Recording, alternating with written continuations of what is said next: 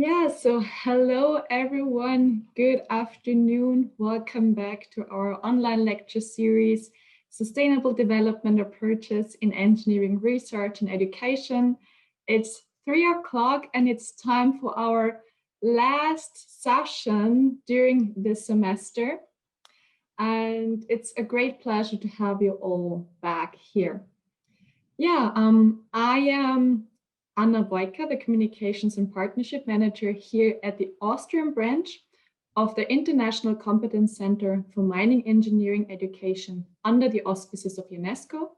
We are located in Leoben and Montana Universität in Austria, and we are happy to provide you with these online lectures. We are showcasing to you initiatives when we talk about implementing aspects of sustainable development approaches in engineering. And this is why I am very happy to welcome today Mr. Oliver Gulas-Wöhri, who is the CEO of the UNESCO Global Geopark Styrian Eisenwurzen. And today we will learn something about this UNESCO label, about this kind of geoparks, which are actually a sustainable development tool that help former mining areas to develop into super exciting projects and super exciting areas. But Oliver Gulas-Wöhri will tell us a lot more about this, and I don't want to take too much away from it right now. A little bit more about him. So he has a master's degree in mountain and climate geography from the University in Graz. And in his responsibility as a CEO, he is coordinating and organizing projects, seminars, and excursions in the areas of geography, ecology, geology, sustainable tourism, and nature conservation. So please join me by welcoming Mr. Oliver Gulas-Wöhri. The floor is yours. Thank you very much, Anna, for the welcoming introduction. Good afternoon, ladies and gentlemen, from Austria, from the heart of Austria. It's very close to Leoben, where Anna is sitting. If we wouldn't have the pandemic, probably I would be also in Leoben or somewhere else. So thank you very much. I hope I can show you today a few information about sustainable development in former mining regions across Europe. What are my topics today? I first of all would like to define the term UNESCO Global Geopark and introduce you to the overall label of UNESCO. Then I'll show you a few main topics of the nature and geoparks during Eisenwurzen, but I also have in my presentation other former mining regions across Europe and also from Austria. First of all, UNESCO Global Geoparks. What is it? What is it all about? UNESCO Global Geoparks are single unified geographical areas where sites and landscapes of international geological significance are managed with a holistic concept of protection, education, and sustainable development. This is the official definition of UNESCO, but I think at the beginning it's easier if we have a YouTube video which is highlighting the main points. Since 1972, UNESCO has been making a contribution to peace building and sustainable development in its member states, thanks to its unique remit in earth sciences.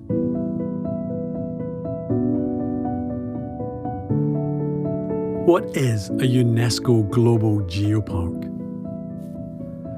They are the most recent UNESCO site designations for protecting geological sites of international significance. The 195 members of UNESCO ratified the creation of a new UNESCO label, the UNESCO Global Geoparks, on the 17th of November 2015. The decision was taken by member states at UNESCO's General Conference, the governing body of the organisation. this expressed governmental recognition of the importance of managing outstanding geological sites and landscapes in a holistic manner. As of 2021, there are 161 UNESCO Global Geoparks in 44 countries. So how do we distinguish UNESCO Global Geoparks from UNESCO World Heritage Sites and UNESCO Biosphere Reserves, which are the other two prestigious labels of UNESCO site designations? The UNESCO Global Geoparks are sites and landscapes of international geological significance as independently verified by scientific professionals. It's important that they're identified as single, unified geographical areas. They cannot be made up of separate, smaller areas within a region. They will typically have a multitude of sites of specific interest and must be contained within the designated area. Within the geopark, there will be links between the area's geological heritage and its natural, cultural, and intangible heritage. So in a region, local people will celebrate their unique geological heritage and combine those features with their rich cultural heritage, their landscape, wildlife, food, people, storytelling. Each one combined is used to promote the region's earth history. So what are the advantages of UNESCO Global Geoparks for UNESCO member states? A UNESCO Global Geopark uses its geological heritage in connection with all other aspects of the area's natural and cultural heritage to enhance awareness and understanding of key issues facing society, such as using our planet's resources sustainably, reducing the impact of natural disasters, mitigating the effects of climate change. The key to solving these issues is that the UNESCO Global Geoparks should use that heritage in connection with all other aspects of that area's natural and cultural heritage to promote awareness of key issues facing society in the context of the dynamic planet we all live in, including, but not limited to, increasing knowledge and understanding of geoprocesses, geohazards, climate change, the need for the sustainable use of Earth's natural resources, the evolution of life, and the empowerment of Indigenous peoples. They'll be managed with a holistic concept of protection, education, and sustainable development. The creation of innovative local enterprises, new jobs, and high-quality training courses is stimulated as new sources of revenue are generated through geotourism, whilst the geological resources of the area are protected. By raising awareness of the importance of the area's geological heritage in history and society today, UNESCO Global Geoparks give local people a sense of pride in their region and strengthen their identification with the area.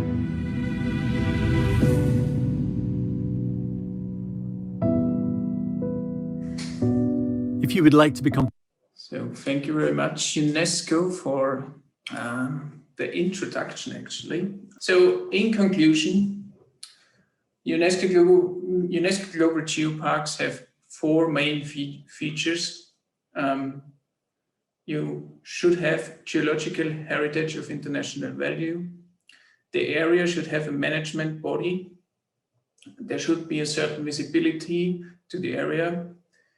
And the fourth feature is certain networking on several levels, starting from a regional to an international level. You also find more information to our European and Global Geoparks networks on these two websites. It's a lot of information concerning this new UNESCO label. What is also very important about UNESCO Global Geoparks is that we are working and contribute to the Sustainable Development Goals from the United Nations. And these 7 goals are the main goals which we are working on regarding our educational programs, our regional development projects, and our scientific work in general. As already mentioned, with today, there are around the world 169 UNESCO Global Geoparks in 44 countries. We have a lot of UNESCO Global Geoparks in Europe, where it actually all began in the year 2000. And we have a lot of UNESCO Global Geoparks in Asia, especially China and South Korea and Japan, also Indonesia. And we have a few geoparks in North America, South America, and Africa. But as you can imagine, with a UNESCO label, it's growing in each continent more and more. It's getting more interesting for the member states of UNESCO. And we have, or the network has a lot of applications every year in different countries around the world. So when we focus on Europe, we celebrated 20 years last year ago for the European Geoparks Network. Since 2015, we have this UNESCO label, this new UNESCO label. And at the moment, we're about 75 geoparks in 26 countries. As you can see, a lot of geoparks in Germany, Spain, Italy, in the middle of Europe, but also in Great Britain, for example. So this is the first part of my presentation, to give you a short overview about the technical background of UNESCO Global Geoparks. And it's more practical if you can see one first example. And this is our Nature and Geopark Styrian Eisenwurzen. We are also UNESCO Global Geopark member since 2015. This is an overview map of our region. On the right side bottom, you have Austria, and we are, as I said before, in the heart of Austria, in the middle of Austria, in Upper Styria. We have an area about 586 square kilometers with about 6,100 inhabitants. And this area is very interesting concerning nature protection, because we have here on the south border a national park, and also in Upper Austria National Park. And on the eastern corner, we have the only wilderness area of Austria. So we're in the heart of several nature protection sites, and we can contribute with our nature park and geopark to this. And when we are talking about Leoben and the university, it's in the south of the Nature and Geopark, about 1 hour away. Our logo and philosophy summarizes very good what we are standing for. The green is defining our diverse cultural landscape. We have a lot of farmland and a lot of forests which are influenced by humans for centuries. So we have different biodiversity concerning forests and other cultural landscape. But we also, and this is very important, we have geology, and we are connected to the history of the Iron Mountain in Upper Styria, to the town Eisenwurzen. I'm coming to that a little bit later. And further, the third main point is the richness of water. We have two main rivers called Enns and Salza, which are shaping our landscape as well since thousands of years and centuries. And as we are also providing drinking water to the capital of Austria, to Vienna, you can see it's also a big source for drinking water, our geopark in our area. And it explains again the richness of water in Upper Styria.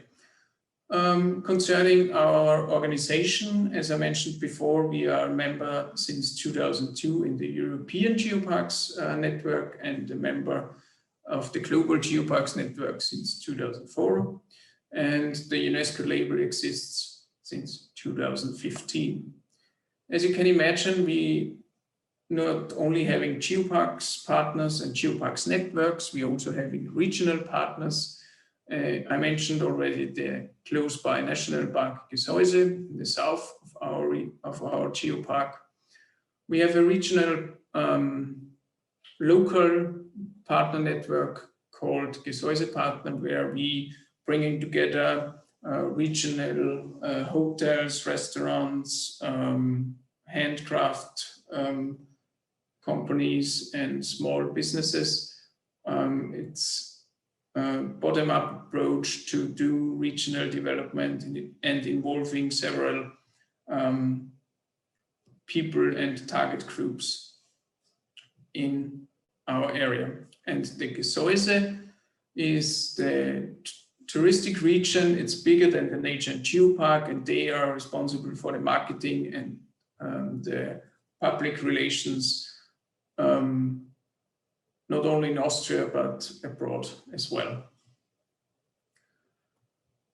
To understand the development of the Geopark and to understand our regions, you should know a little bit about the history. So we are not the typical former mining region, but we are very well connected to the main mining regions south of our Nature and Geopark. So the area surrounding the Styrian Erzberg mine is called Eisenwurzen, especially the north, where we are. And there always have been small deposits of iron in the Eisenwurzen. The mining ended in the 18th century, and since then we have different approaches to develop again our regions. As you can imagine, there were a lot of manpower needed in the former centuries for the iron, the charcoal and hydropower factories. And after the close down of these different branches, people were leaving the area. And in the 1950s and 1960s, we had not a lot of people living in our area or in our region. So this is a tool. The Geopark and the Nature Park are a tool to develop a region sustainably and to have added value again, to have people and employment again, and so on and so on. So apart from the iron, charcoal and hydropower, the region provided the basis for numerous hammer mills in the region. You can see it here a little bit better. This is the region north of the Iron Mountain Erzberg. This is our Nature and Geopark today. And this region is called Eisenwurzen in Austria, also in Lower Austria and in Upper Austria. And the whole region was providing several services for the Iron Mountain Erzberg in the past. So there were so-called lords in charge of a hammer mill. We call it Hammerherren in German. There's no exact translation. And also charcoal burners and craftsmen had a huge influence on the region during the golden age of the Eisenwurzen in the 15th and 16th century. So this was a supply network for timber, food, iron throughout the three mentioned regions. As I already explained a little bit, it was starting in the 19th century. The industry came to a standstill as a result of the increasing industrialization, the extensive deforestation for charcoal, and the resulting enormous price for that as an important raw material as well. If we look at our UNESCO Global Geopark, we don't exactly have any special mines or something like that. But when you look throughout the region, you have a lot of historic buildings connected to the Iron Mountain Erzberg and to the history and the past of our geopark. I can show you that throughout the next slides. So at the moment we have 4 municipalities. The one is called Altenmarkt in the north. Landl is the biggest municipality, quite in the middle. Then we have St. Gallen with this historic castle. And in the far east, we have the small municipality, Wildalpen. I already mentioned the landscape. So we have a lot of farmland and alpine pastures and orchard meadows.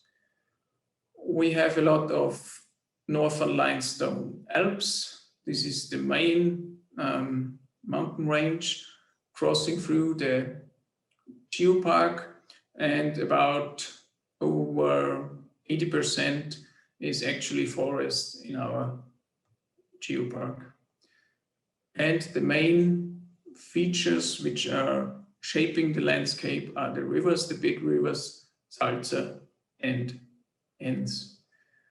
And connected to the past and connected to the past of the mining, we have a few geosites, we call it geosites today, throughout the nature and geopark.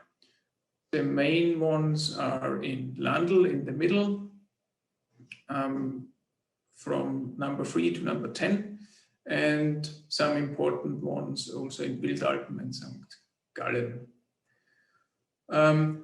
The geosites are not always connected to mining or to the past, connected to the Erzberg. So they are also in other geological fields very interesting. We have gorges and historical heritage concerning this Kallenstein Castle, for example. We have scientific research in the field of fossils. The picture on the left is are fossils for a dinosaur.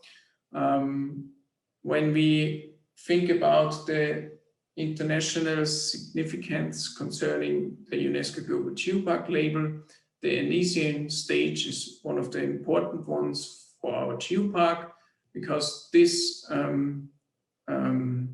Earth history stage has been described as a first stage in our region in the village Großreifling. So it defines the period between 247.2 million years ago until 242 million years ago. And this was described by these fossils found in Großreifling. And this is an international value. And this is why we are also geopark, for example. Then we have the Austrian Forestry Museum in this village. And this is a historic building connected to the former mining region. This was also very important for the food chain they had for the mining workers. A lot of food and nutrition was there to store throughout the year. Furthermore, we have scientific research concerning the KT boundary. The KT boundary is this very important timeline in the Earth history where the dinosaurs got extinct 66 million years ago. We had fossils and also dinosaurs in the geo-village Gams, which have been described there and have found there as well. In the geo-village Gams, we have an interesting cave, one of the few caves in the world where you have gypsum and tripstones in one cave. The Geo Village is also interesting for schools and guided tours, where we have a Geo workshop where you can learn more about fossils and the geology itself. And there's also a gorge where you can hike through and have a look and explore the interesting geology and earth history. When we try to make the step back again into the past, then I already mentioned that timber rafts were very important for charcoal, and the charcoal was important for the Iron Mountain Erzberg. So we have this history put into a sustainable tourism project. As you probably know, rafting is very important on the Salze River here, and we have geo-rafting to tell people more about the geology, the nature, and the history of the region. So we have an overall sustainable tourism package connecting everything I just said. Famous Wasserloch Gorge in another village in the east part of the Geopark, very interesting concerning the water richness and the hydrology. The Arzberg cave is important as there have been very interesting scientific artifacts. The oldest human traces have been found there, and also cave bear bones have been found there. So there are a lot of scientific research going on in this matter. And finally, we have the Spring Water Museum in Wildalpen in the far east with the Kleffer Spring, the biggest karst spring in Middle Europe. And the museum is telling the history of the region and is telling the importance of water concerning the drinking water for Vienna. As I mentioned before, this municipality is supplying the capital of Austria with drinking water with a pipeline which was built in the year 1900 to 1910, and it is about 136 kilometers long. So these are just the actual examples we are having here, the features, geosites in the UNESCO Global Geoparks. But what are we actually doing concerning regional development? I brought you some examples, and we have actually 4 objectives. The one is nature protection and protection of geology. The second is education and science, scientific research. The third one is sustainable tourism, and the fourth is regional development. And we have the UNESCO Global Geopark and the Nature Park. The Nature Park is focusing more on the nature protection, and the UNESCO Global Geopark is focusing more on geology and the scientific research. One example would be that we are established a visitor management system over the last 3 years, where you have these information panels throughout the Geopark to have facts about the area, the history, and the Geopark as well. We have the Geo Village camps. I already showed you some pictures, and we improved there as well the guidance system. And this Geo workshop, where the pictures from, where you have also information, a little shop, and excursions and workshops. I already mentioned geo-rafting at the River Salze. So we had also there the goal to improve the visibility and protection along this river. The river has no dams or anything, so it's very natural actually, and we would like to preserve this for the future. Here are some examples for information panels along the river. You also have there a parking system with a little fee, and so we have the awareness on the one hand and the added value on the other hand.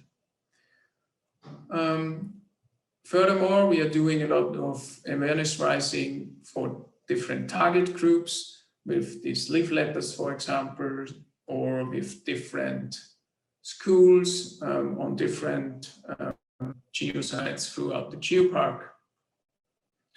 And one sustainable current tourism project would be the Nature Park Resort, where we try to renovate old buildings like this one on the slide. This is in one village called Hiflau. Hiflau was also very influenced by the mining history, and this is the old primary school, which does not exist anymore there. But with the Nature Park Resort, we have now apartments in it, have a sustainable tourism project to give back life to these old historic buildings and to have, again, some added value for businesses, small businesses in the area. But we are not alone. The Styrian Eisenwurzen is just one example. There are other former mining regions across Europe and also in Austria. One Austrian example would be the Ore of the Alps UNESCO Global Geopark. This geopark is 50 kilometers south of the city of Salzburg, has about 211 square kilometers with 4 municipalities. And the speciality would be the ore deposits. Copper mining, but also iron and gold have determined life here for over 5,500 years. And the so-called Mitterberg in the municipality Mühlbach was the center of copper mining in the Bronze Age in Europe.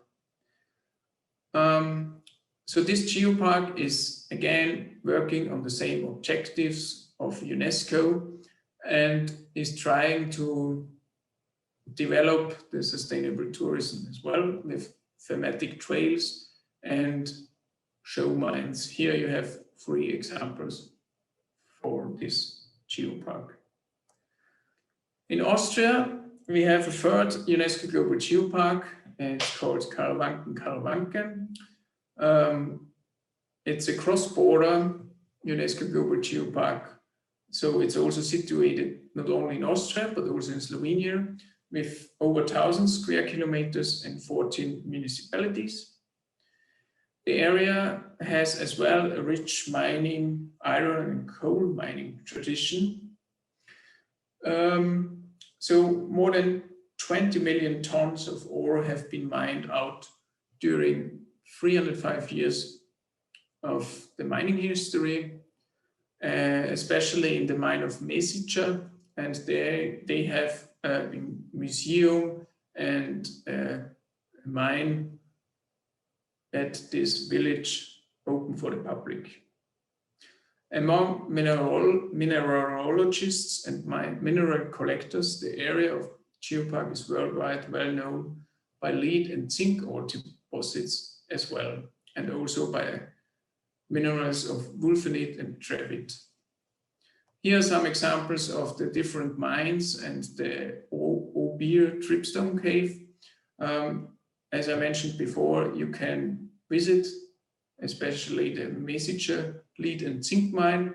You can go there through by walking, kayaking, or even biking. Of course, they have as well regional development projects. 3 examples from Carinthia. The Cult is a project for an overall strategy for valorization, visualization, and enhancement of the awareness of the rich biodiversity of the geopark. So they're planning a long-distance hiking trail around the geopark Karl-Wanken. The Caravan project is to enable a strategy for sustainable water management. And the third regional development project is for development of nature and geological experiences and establishment of a cross-border network of tourist attractions. So here is one example of a tourist attraction. This is a zip line where you can go through a valley. Now we look abroad and have the Istria UNESCO Global Geopark in Slovenia. It's one municipality in Slovenia called Istria as well, 294 square kilometers in the western part of Slovenia. It's surrounded by two mountain ranges, the Dinarids and the Alps. And the location is very interesting. It created in the past deep gorges.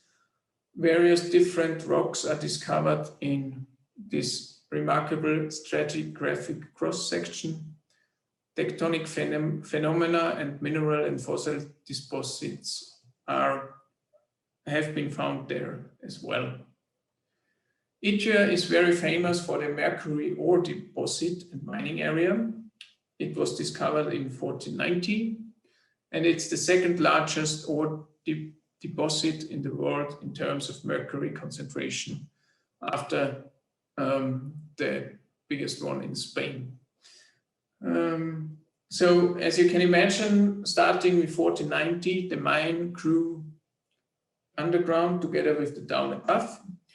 In the second half of the 19th century, the mine was one of the best equipped mines in the Austrian-Hungarian monarchy. So at the moment, we have tunnels spanning more than 700 kilometers and reaching 308 meters below the surface of Istria.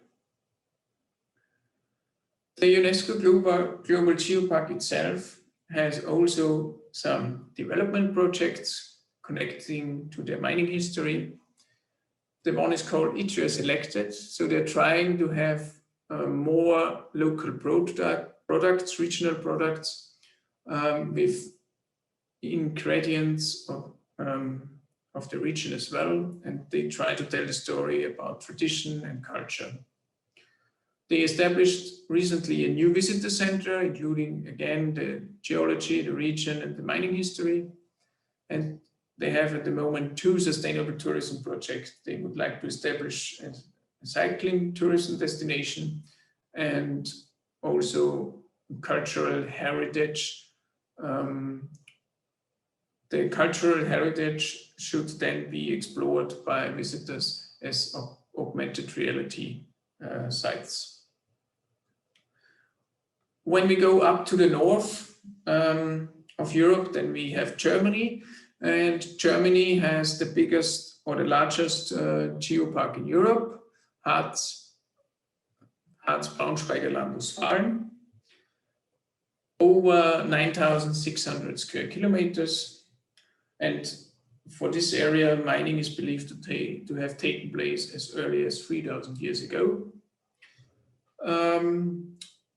Especially the Rammelsberg mine is very interesting and has a mining history over the 1,000 years. It's also a UNESCO World Cultural Heritage Site, and they have another UNESCO World Heritage Site called Upper Harz Water Management System, one of the largest pre-industrial energy provision systems constructed in the 16th century. It's quite large, concerning 600 kilometers of trenches, 120 lakes, and 30 kilometers of underground water transport. And finally, the term Grauwacke or Grauwacke in German was established by Harz miners. Again, some geosites, some mining geosites, they have a diversity of mining sites, for example, open cast mining of ironstone, salt mines, brown coal open cast mines, or copper shell mining as well. When we also have a look on the regional development projects, they are working in a also interesting direction concerning rewilding some parts of the geoparks, especially the former brown coal areas. They should now serve as a habitat for original species like wild horse or elk. They have a quarry at the Heimberg in the village Wolfshagen, which is fully renaturalized and now habitat as well for protected animals and plants. And you can explore this area by a hiking trail of the stones. Furthermore, they developing a lake into a pathing lake for sustainable tourism. And in the village Roddorf am Klei, they have several events and guided tours for fossil hunting as well.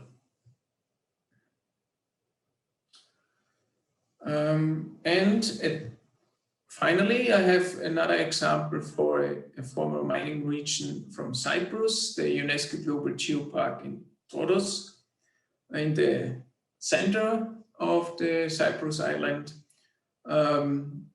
It as well has a rich and long-lasting mining heritage. The copper mining dates back even further, and it's believed that the island become synonymous with this metal, giving its Latin name. Also, Cyprus is regarded as one of the most ancient sources of asbestos. So the geosites of the Rhodos Geopark include the biggest historic asbestos mine in Europe. The Styrian mine in the geopark has more than 100 slag heaps around the Rhodos foothills, indicating the smelting sites of the massive sulfide ore. And when we talk again about this asbestos mine with over 4.5 square kilometers, it is estimated that approximately 130 million tons of rock were excavated, producing 1 million tons of asbestos fibers in the past until 1988. As you can imagine, it was suddenly closed and left serious environmental problems, urgently requiring mitigation measures. And this is what the Rhodos UNESCO Global Geopark is actually doing until now. The rehabilitation of the mine, which started in 1994, under the guidance of a multidisciplinary technical committee, aiming towards the stability, rehabilitation and reforestation of the waste dumps, including the restoration of abandoned buildings. So they have an annual budget of 500,000 euros each year to have a rehabilitation of this area. So today the asbestos mine is reforested, as you can see on the picture, and is hosting now restored buildings, the seed bank of endemic flora species, and also the Geoparks Visitor Center connected to a botanical garden as well. So this former mining region can as well attract sustainable tourism and visitors. And there are many more around the world. I would like to end my presentation with a short video concerning other geoparks around the world.